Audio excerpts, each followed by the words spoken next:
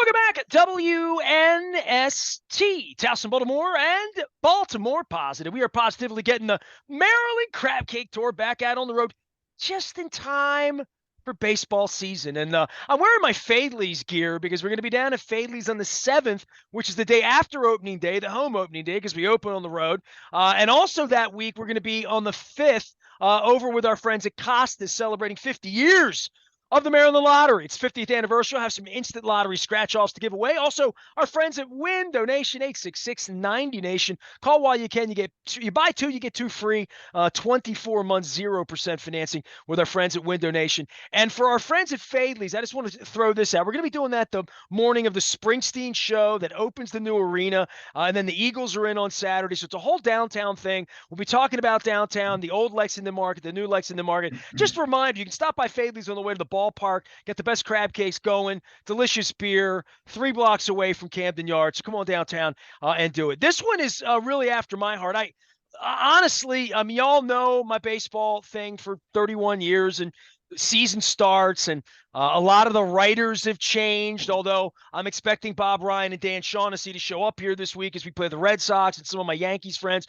But I'm always looking for good baseball conversations to have and honest ones about the history of the game. And this one kind of came to me. Fella has written a book about the 1973 season. Now that's interesting to me for a lot of reasons, not just because it's 50 years ago. And I was one of the guys that dumped the DH bumper stickers back in 1991 when this whole journey started on the radio. But 73 is sort of my first year that I remember baseball. I was 4 years old, going to be 5. My cousin's playing for the Red Sox. I was a baseball fan and all of that stuff. So this guy has some show and tell about his book. I have some show and tell about the 1973 baseball season that I have fetched out of my attic of baseball tropes. You know, John, they put the bunting out, and I get crazy about opening day. And the Orioles have a chance this year, which is very, very rare since I hit puberty. John Rosengren is here. His book is now out. You can buy it. He'll be holding it up. They gave me the PDF, and that's good for me. But John, I got to tell you, man, page 202, there's a picture of Luis Aparicio and Orlando Cepeda. So the greatest summer in baseball history. Now, I've heard that about 67, 68. Around here, we think it's 83 or 70 or 66. But I know you're a big 73 fan. So welcome in, man. Let's talk some baseball, my friend. Hey, Nestor, thanks for having me on. I appreciate it. Well, books in 73. I don't know how old you were in 73. I've already given away that I was born 4 days after the 68 World Series ended. Which was during the riots in Detroit in 1968. So I was a war-torn baby to begin with. But in 73, I remember Rusty Staub. I remember the playoffs.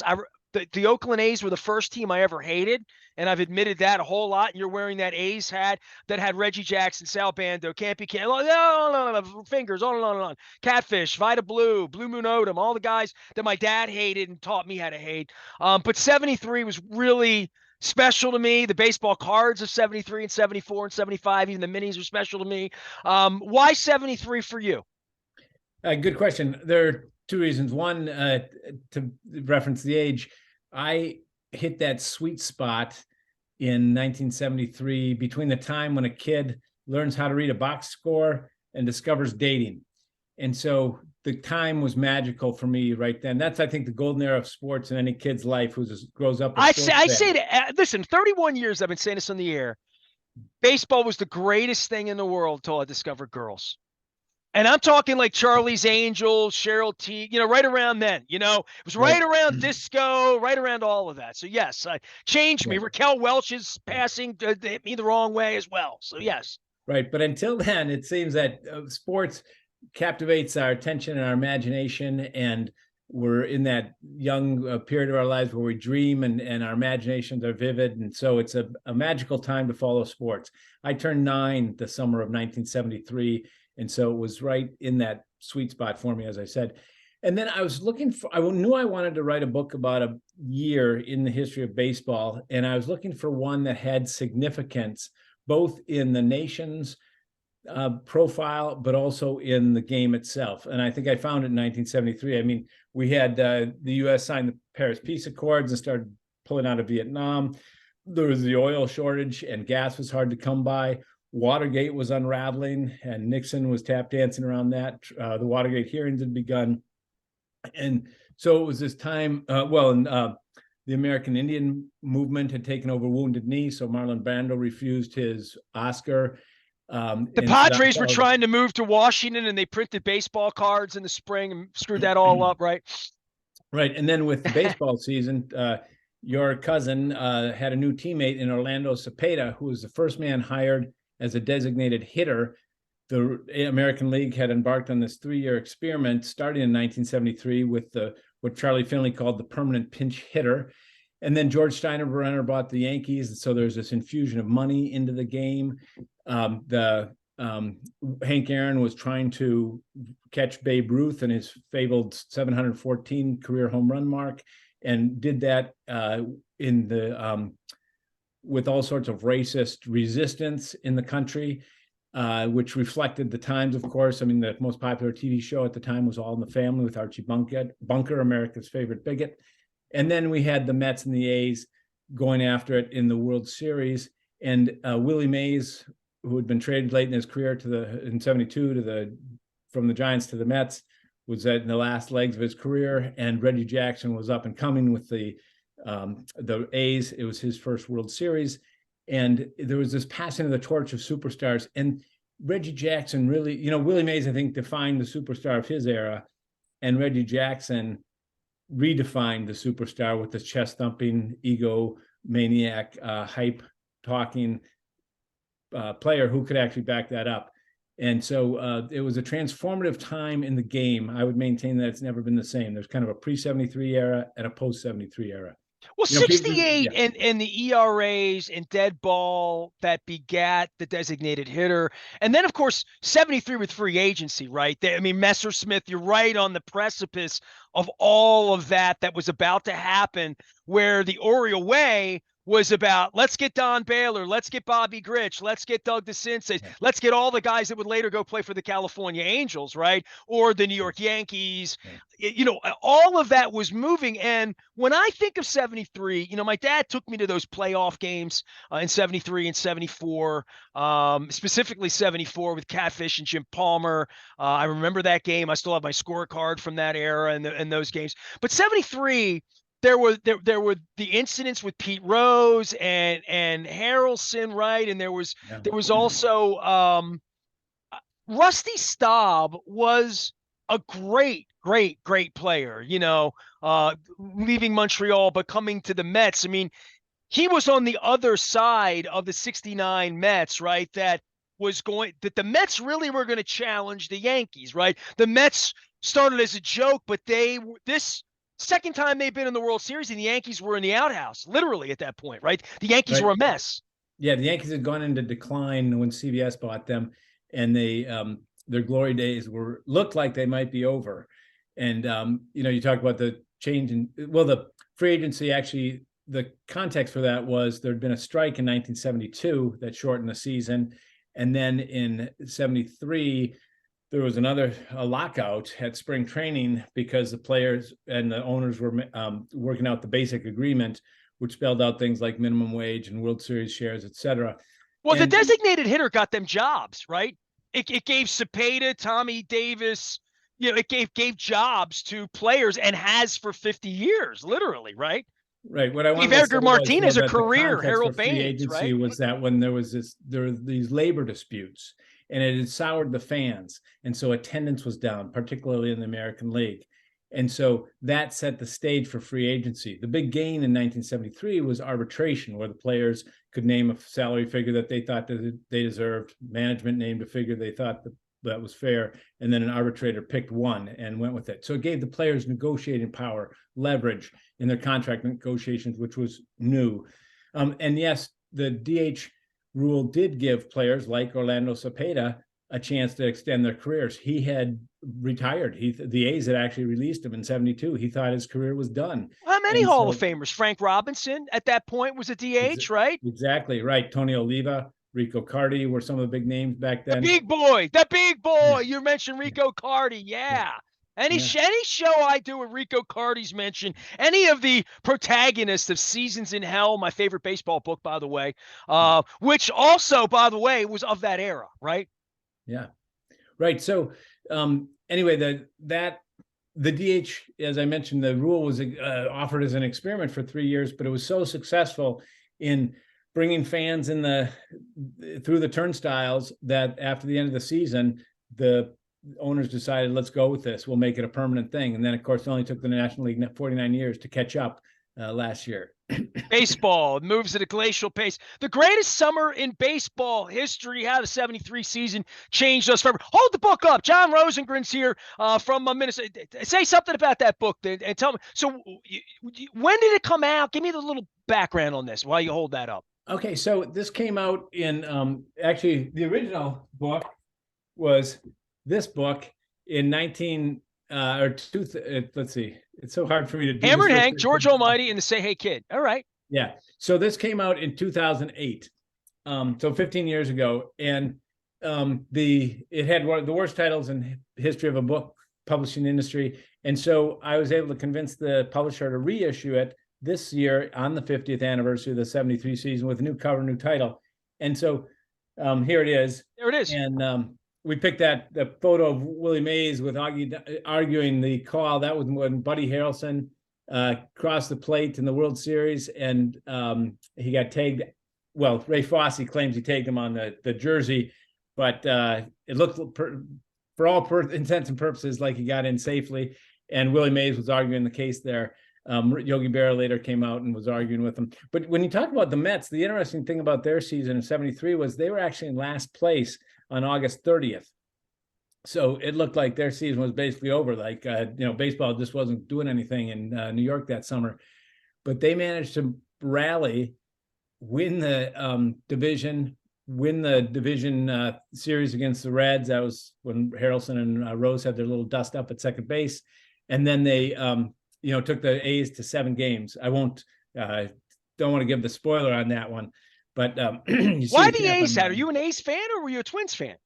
Well, I grew up a Twins fan, but in researching this book, I became the A's were this irascible group of guys. They're like these lovable rascals, I think. And yeah, easy to hate, but also looking back on them and seeing all the foibles and what they went through with their owner, Charlie Finley, how he would meddle with the game, with the team. He'd tell the manager who was going to pitch. He tried to get them to shave and then they wouldn't. So he went the other way and he had, encouraged them all to grow mustaches.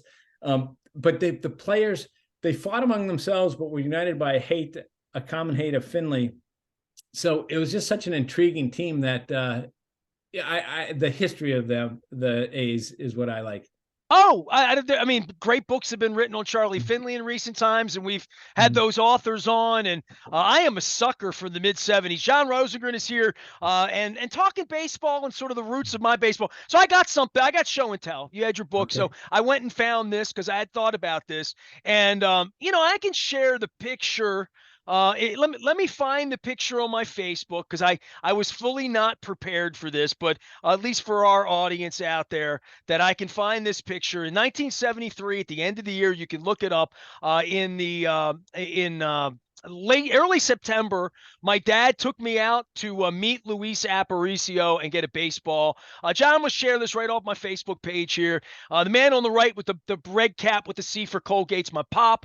That's Luis, obviously. The little guy there is me with the baseball and the really sharp-looking sweater. But more than that, John, I still have the baseball.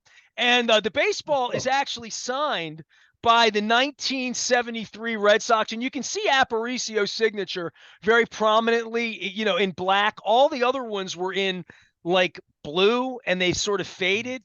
But I think about this 73 Red Sox baseball, all right? Yeah. Yastrzemski, Fisk, Tiant, Cepeda, Cecil Cooper's on the ball, Petrocelli's on the ball. I know I'm missing another Hall of Famer. I gave you Yaz, Fisk. There was somebody. Orlando Cepeda. Cepeda's on the ball, right? Rick Miller. I'm just starting to think of other players of that era. But just Fred Lynn and Jim Rice were not on the ball, although they were both of that era, the next year they would come in, and Burleson and Juan Beniquez and those players. Diego Segui's autographs on this ball. Oh, cool. Dick Pole's autographs on this ball. So, like as a kid, the '73 season to me is very magical, and I think when you write about it, the DH more than anything that year. I don't remember baseball before the DH. Now we all do because they played the National League style in the National League for 49 more years, right? But I think the DH thing and my dad's thoughts about it as growing up in Baltimore, where it was sold and embraced by Frank Cashin and Earl Weaver, and we had Lee May after that, and that in the '70s, it was so controversially weird. And my dad grew up in Scranton, Pennsylvania. My dad was born in 1919. My dad saw Babe Ruth play, right? So my dad was old school, but my dad embraced the DH as a Baltimore guy as we rode the bus out to Memorial Stadium in the '70s. And my dad liked it from a strategic standpoint, believe it or not. My dad was 55 years old at the time, but my dad liked the DH, that it became something. And that season, when you say change the game of baseball, never the same again in the American League for sure. Right. It's interesting you mentioned Carl Yastrzemski, because he was one of the guys who spoke out against the DH, didn't want it to happen. And his concern was if the pitchers didn't have to bat, they wouldn't have to face retribution for throwing at batters on the other team. Like Don Drysdale, as an example. Well, Yastrzemski wasn't facing Drysdale, of course, but because he was pitching the National League. But plenty of guys that had a reputation were throwing at players. I mean, that was part of baseball's code. But they knew then if they had come back to bat, they could face the same thing. And so there was actually a study done several years later. It's called the moral hazard. If you can engage in risky behavior without danger of consequence. And they said that it did show, like in the, I think it was 20 years or so after the DH was instituted, that there's an 11 to 17% greater chance that players would get hit. Well, there was that, not the retribution. It didn't stop Pedro, but it helped Pedro when he got to the American League. Pedro Martinez? Yeah. Well, just the guys of that era that would switch leagues and wouldn't have to bat anymore, and it could change their ability to be aggressive or more aggressive. Of course, that didn't stop the bench clearing brawls. John Rosengren's here. He's written about the 1973 baseball season. I hope you go buy his book. So your connection to baseball these days, I know you're in the Minnesota area. I had Rod Carew on. I did my show, Radio Row, Super Bowl a number of years ago, and his heart is, of course, donated from a former Raven whom I knew, in Conrad Rulon. And I think about the twin story in Oliva and Harmon Killebrew. I have another baseball signed by the Killer. My dad took me in '74, maybe '75, down to the Babe Ruth Museum, the Babe Ruth birthplace.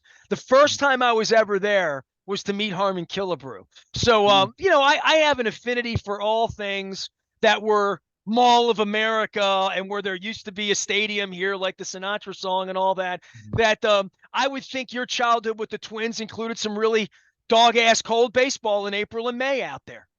It did, and then also some hot baseball in July and August. But you're right; those were the names I grew up with. And Rod Carew was my hero as a kid. I used to argue with my dad, who was a Ted Williams fan, who was the greatest hitter of all time, and he would say Williams. I said Carew, but that's only because, as I said, it was that magical time when Carew made an impression on me. My dad were there with you, as he would yell about Musial, but my dad loved Ted Williams. I mean, right. Ted. I had the science of hitting. My dad was a 9 blocks, all that. Right. Yeah. And I'm older, I'm willing to concede the argument. Williams could hit with power. Carew couldn't. So Williams was the better hitter.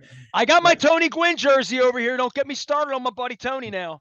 I was just in San Diego yesterday, and they're drinking $3.94 beer there, because that's his season high average. And so there's a brewery, $3.94.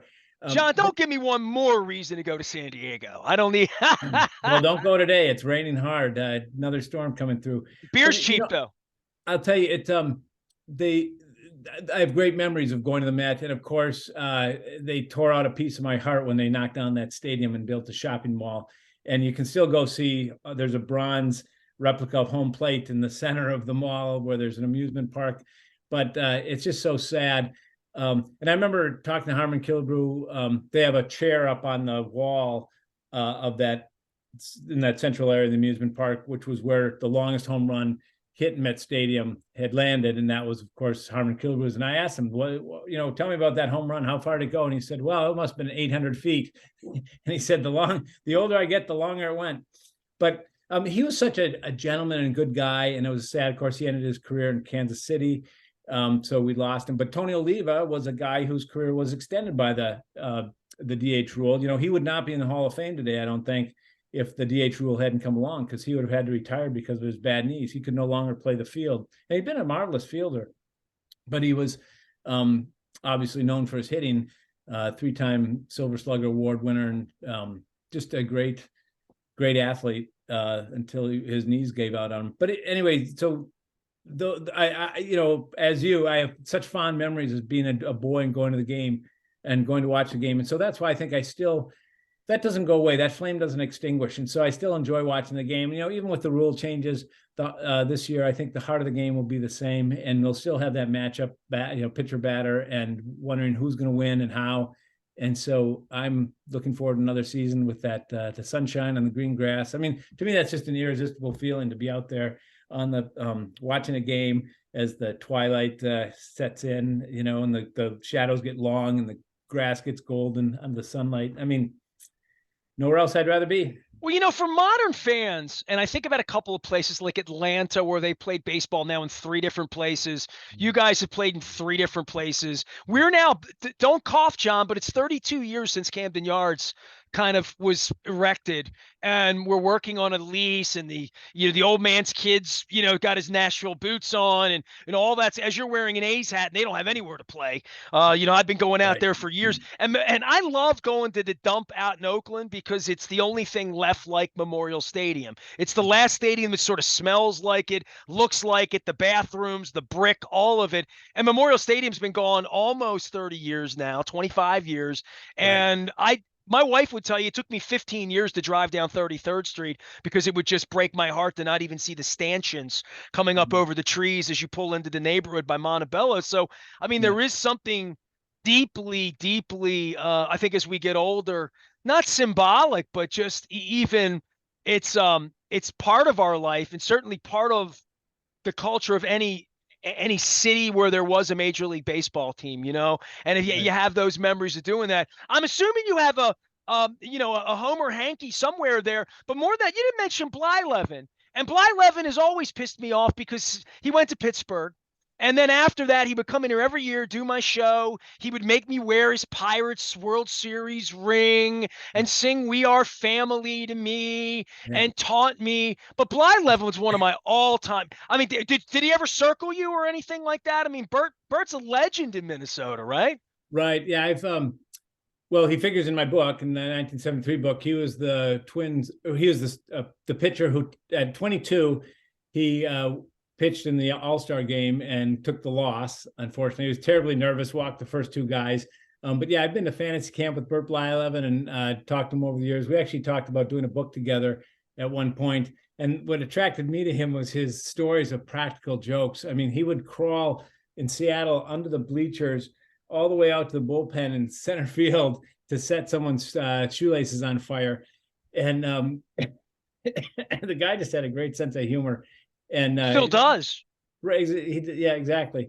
So, he comes, figures out in this book. But it wasn't until 87 when I think he won the World Series with the Twins that he was, a bigger player here in town. Well, no doubt my dad knew about the curveball. And, in the mid-'70s, it's interesting, for all the good teams, and I was a little boy, and my dad worked at the steel mill, and we would go out, my pop, I showed you the picture, we'd go out to games, and he loved baseball, but we were picky about when we would go. And my dad's thing in the 70s was always, who's pitching? What's the pitching matchup? And it was never about, do we really want to see Palmer or Cuellar or McNally or, Steve Stone later, or Flanagan, those guys. It was more about, hey, when the Angels come in, what night's Nolan Ryan pitching? What night is Tanana pitching? When's Blyleven pitching? When Yeah. is Splittorff pitching? When is Dennis Leonard pitching? When is, any of the star, we're local people. So when Moose Haas pitched for the Brewers and he's a Baltimore kid, we would want to go see him. But my dad would always do all of that on starting pitching. Where are you on modern era on all of this? Because we've had the pleasure of listening to Jim Palmer bitch for 30 years, not only about really lousy baseball and lousy ownership here, but more than that, about lamenting not just that guys don't go complete games and innings and how many pitch counts and all of that, but just the fact that the game has changed dramatically from a pitching standpoint. And I don't even know what it means for gambling. They're trying to ram the gambling down our throats here. We're all going to bet on baseball. I've been doing radio 31 years. I've yet to meet the degenerate gambler for baseball that bet on starting pitching, but you can't even do that anymore, really, because it's not it's viewed differently. The sport views all of its assets so differently in a way that we haven't mentioned analytics yet in 50 years, but boy, has it changed the game. Right. Well, Jim Ballmer had something to bitch about in 1973. He would go on to win the Cy Young Award that year, but he was left off the All-Star team by Dick Williams, the manager who was managing the A's at the time. And Nolan Ryan actually figures into the story in 73 because he was added to the All-Star team, but only after Boy Kuhn intervened because Williams had left Nolan Ryan off the team as well, even though Nolan Ryan had pitched 2 no-hitters already in the 73 season by the time the All-Star game was played in July. And so he let Ryan on. And of course, that season, 1973, was when Nolan Ryan broke Sandy Koufax's single season record for strikeouts. He notched 383, besting Koufax by 1. And what I think is significant about that record is that Ryan wasn't pitching against pitchers. In other words, he had to face a designated hitter instead of a pitcher, which was kind of an automatic out, and probably would have had at least 20 more strikeouts, maybe 40 more strikeouts if he'd faced pitchers during the season. And so that was kind of the launch pad, I think, for Nolan Ryan's career, that 73 season. And I hold him up as the greatest of all time in terms of being able to throw hard, as hard as today's pitchers, and being able to pitch complete games and throwing 7 no-hitters and a bunch of near misses. And so I am nostalgic in the sense of I miss when guys would go the whole game as a point of pride. I recognize that guys are throwing harder today and that it makes more sense to nurse their arms and to limit their pitch counts. And there's, the reliever and the specialty relievers have really altered the game. But it adds a little more strategy as well. So I don't complain about that. Obviously, it's lengthened the game with all the pitching changes. But back in 73, the games were 2.5 hours. And that's being held up today as the standard. We want to get back to 2.5 hours. But in 1973, they thought that was too long because they'd been 2 hours, back 20 years prior. So, people always find something to complain about. And the game, of course, will evolve. But there's still always that. Oh, and the other thing, the shift. People are complaining about the shift this year where teams can't do the shift. I like the shift as a strategic implementation. Now, I wish that the batters would respond by bunting against it or learning to hit to the opposite field. I know that's hard when guys throwing 102 miles an hour or has really nasty stuff. You don't bunt off the island, John. Right. But I mean, Rod Carew used to bunt for 30 hits a year, and so I'd go watch him at batting practice. He'd lay out a towel, on the infield, and he'd practice bunting during batting practice. He'd lay balls down, and that towel was his target, and he'd hit it. By the way, I thought about this. I think there should be some 388 beer in the Twin Cities. That's what I think. Really? Yeah. That's what Carew hit, right? 388. Right? Yeah, that was a magical season, 1977. But just one last thing. I mean, obviously we've mentioned Ted Williams. Teams were employing the shift against him, and it worked. And Hank Aaron in 1973, managers were employing the shift against him. He had a bad back, and he had to adjust his swing so he could no longer hit to the opposite field.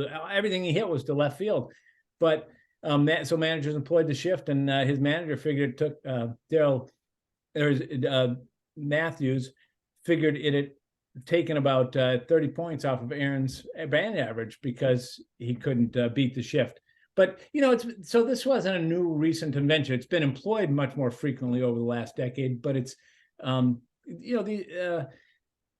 these things have been around, and smart move to shift your infield when Hank Aaron's up. He's only going to hit the left field. 1973 season feature. You mentioned that All-Star game at Royal Stadium.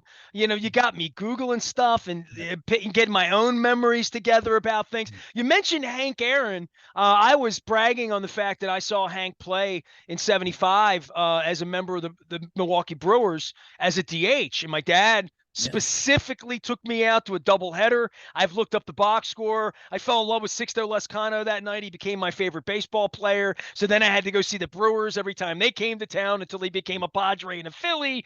John Rosengren is here. The book is all about 1973 in baseball. It's the greatest summer in baseball history. How the 73 season changes forever. All right, last thought for you, because I don't want to hold you forever here. I know you have other radio things, do books to sell, all that stuff. And that Aparicio Cepeda picture on page 202 is priceless.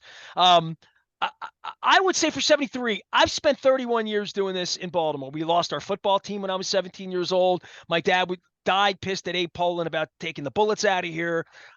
We had to go steal a football team. I lived through all the Edward Bennett Williams. The Orioles are going to go to D.C. Maybe they are, maybe they aren't. All of that stuff that happened.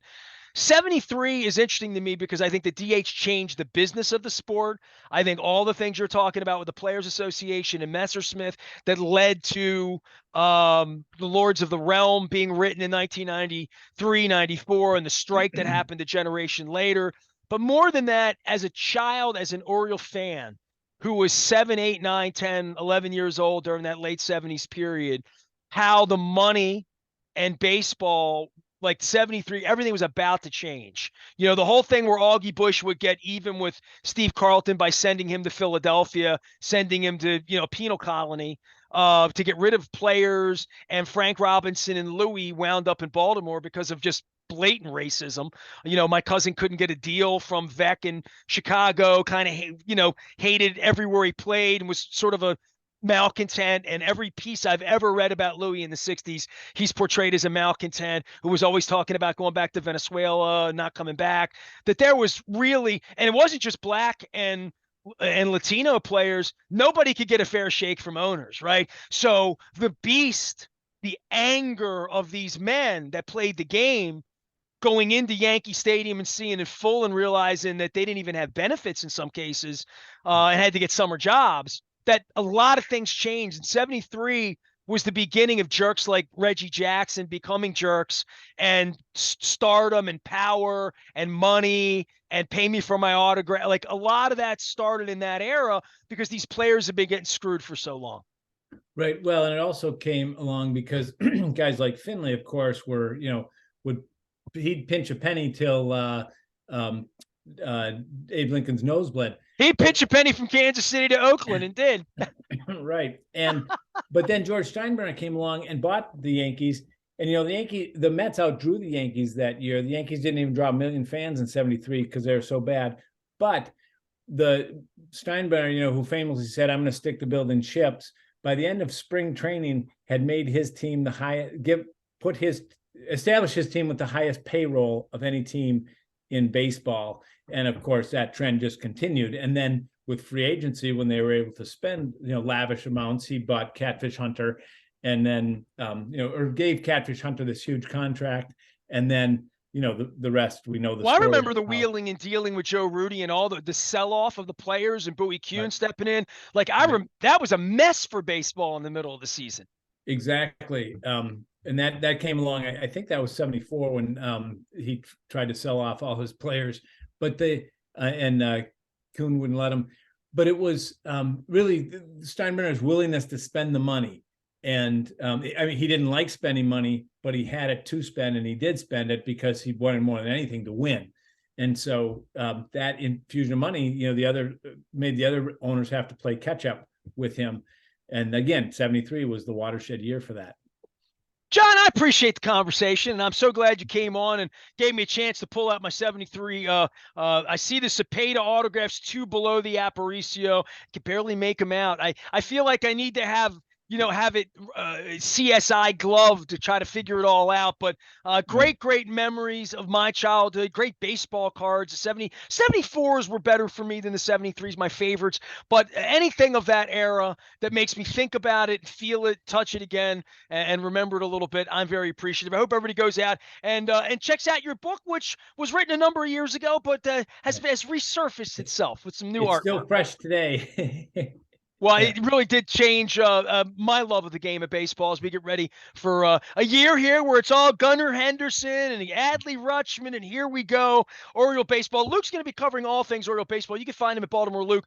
Dennis will also be around here on Thursdays. Any breaking news as we head into the start of the season, you'll get on the WNST Tech Service, all brought to you by our friends at Coons Baltimore Ford. I am Nestor. We are WNST AM 1570, Towson, Baltimore. Yes, still talking a little baseball here as we roll out the bunting and get ready for Oriole Magic.